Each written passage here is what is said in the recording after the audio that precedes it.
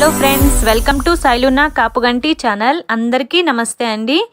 గోదాదేవి ఆచరించి తరించినటువంటి ధనుర్మాస వ్రతాన్ని మనందరికీ తెలియజేయడం కోసం, అందరి యొక్క సుఖం కోసం తిరుప్పావై అనే ఒక దివ్య ప్రబంధాన్ని తల్లి రచించింది. అందులో 30 పాసురాలు ఉంటాయి. అందులో మొదటి పాసురంలో తల్లి గోదాదేవి సంకల్పం ఏ విధంగా చేయాలి, వ్రత సంకల్పం ఏ విధంగా చేయాలో తెలియచేస్తుంది. అక్కడి నుండి 5 పాసురాల వరకు వ్రత విధానాన్ని తెలియచేసింది. తర్వాత 6వ పాసురం నుండి 15వ పాసురం వరకు వ్రతానికి రానటువంటి 10 మంది గోపబాలికలను ఏ విధంగా నిద్ర నుండి మేల్కొల్పిందో వివరించింది మన గోదాదేవి. ఆ తరువాత 16వ పాసురంలో నందగోపిని ఇంటికి చేరి అక్కడ బయట ఉన్న ద్వారపాలకులు ఇద్దరిని ఏ విధంగా మేల్కొల్పిందో తెలియచేసింది. ఇక 17వ పాసురంలో నందగోపుని ఇంటి లోపలికి ప్రవేశించి నలుగురిని, నందగోపుణ్ణి, యశోదా తల్లిని, కృష్ణుణ్ణి మరియు బలరాముణ్ణి నలుగురిని ఏ విధంగా నిద్ర నుండి మేల్కొల్పుటకు ప్రయత్నిస్తుందో మన గోదాదేవి వివరించింది. ఆ తర్వాతి పాసురంలో అంటే 18వ పాసురంలో నీలాదేవిని ఏ విధంగా నిద్ర నుండి మేల్కొల్పుతుందో వివరిస్తుంది మన తల్లి గోదాదేవి. ఈరోజు 19వ పాసురం ఏమిటో, గోదాదేవి ఈ పాసురంలో మనకి ఏమి వివరిస్తుందో తెలుసుకుందాం.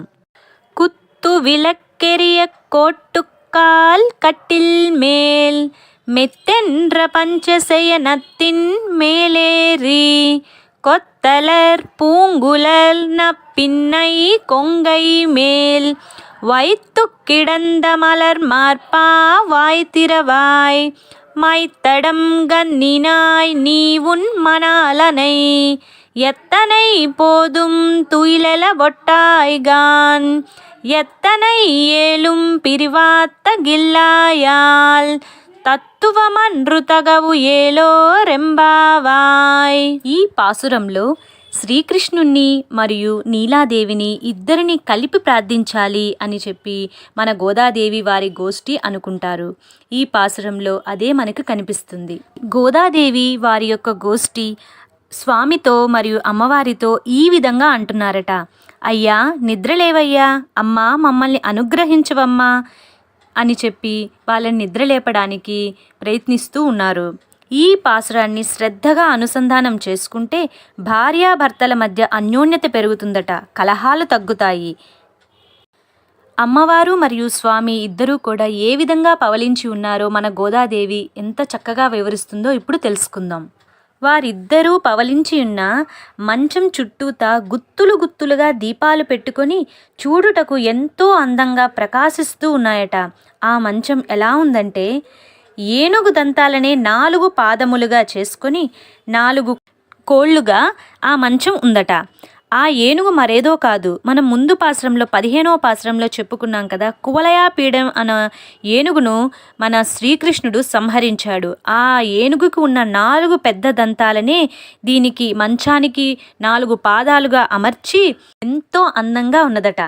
అందుకే ధీరుడైన శూరుడైన భర్త ఉంటే ఆయన వీరత్వానికి గుర్తుగా తెచ్చిన ఈ తయారు చేసిన మంచంపై ఎంతో ఆనందంగా పవలించిందట మన తల్లి అమ్మవారు. ఈ మంచానికి 5 లక్షణాలు ఉన్నాయట. అవేమిటంటే చలికాలంలో వెచ్చగా ఉంటుందట, వేసవిలో చల్లగా ఉంటుందట, సహజంగా పరిమళాన్ని వెదజల్లుతుందట, అంతేకాకుండా అతి సుకుమారంగా మృదువుగా ఉంటుందట, ఎంతో శోభాయమానంగా తెల్లగా అందంగా ఉందట. ఇటువంటి మంచానికి ఉన్న 4 కోళ్ళు కూడా 4 వేదాలకు ప్రతీకలట. ఇటువంటి ఎంతో అందమైన సుందరమైన మంచంపై మన అందమైన సుందరమైన స్వామివారు అమ్మవారు అద్భుతంగా పవలించి ఉన్న విధానాన్ని మన గోదాదేవి ఇంత చక్కగా వివరించిందో కదండి. గుత్తులు గుత్తులుగా పుష్పాలు ధరించిన నప్పిన్నై అంటే ఆ తల్లి మరియు ఆమె వక్షసీమను అలంకరించేలా ఆలింగనం చేసుకుని నిద్రిస్తున్నటువంటి స్వామి వీరందరికీ దర్శనమిచ్చారట. నోరు విప్పవయ్యా స్వామి, రామావతారంలో అభయమిచ్చావు, నృసింహావతారంలో అభయమిచ్చావు, మరి మాకు అభయమియ్యవయ్యా అని చెప్పి వారందరూ స్వామిని అమ్మవారిని లేపుతున్నారు. అందమైన కాటుకను కన్నులకు దిద్దుకున్నదానా, నీ స్వామిని ప్రార్థిస్తున్నది మా వ్రతం కోసమే. ఒక్క క్షణమైనా నువ్వు విడవకపోతే ఎలానమ్మా?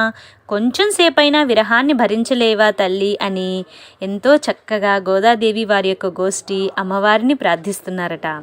మరి మేము ఎన్ని జన్మలుగా ఎన్ని సంవత్సరాలుగా స్వామికి దూరమయ్యామో, స్వామి దర్శనం మాకు కావాలమ్మా. ఇది నీ తత్వము కాదు కదా, న్యాయమూ కాదు. స్వామిని మాకు అనుగ్రహించవమ్మా, లేచి రావమ్మా అని ప్రార్థిస్తున్నారు ఈ పాసురంలో మన గోదాదేవి వారి యొక్క గోష్ఠి. ఏ కోరికైనా సరే మనం ముందుగా స్వామి కంటే ముందు అమ్మవారిని ప్రార్థిస్తే ఆ కోరిక ఎంతో త్వరగా నెరవేరుతుందట. అంటే తల్లి స్వామికి చెప్పి మన కోరిక నెరవేరుస్తుంది అంటారు పెద్దలు.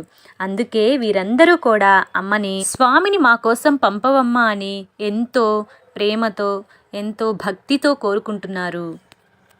స్వామిని త్వరగా పంపించవమ్మా, మేమందరం వెళ్ళి వ్రతం చేయాలి, అందరూ రండి వ్రతం చేద్దామని చెప్పి మన తల్లి ఈ పాసురంలో వివరిస్తుంది. కుటుంబ క్షేమం, భార్యాభర్తల మధ్య అన్యోన్యతకు నిదర్శనంగా నిలిచే ఈ పాసురంను మనకు గోదాదేవి ఎంతో చక్కగా వివరించింది. Thanks for watching this video. అందరికీ నమస్తే అండి. ఆండాల్ తిరువడిగలే శరణం.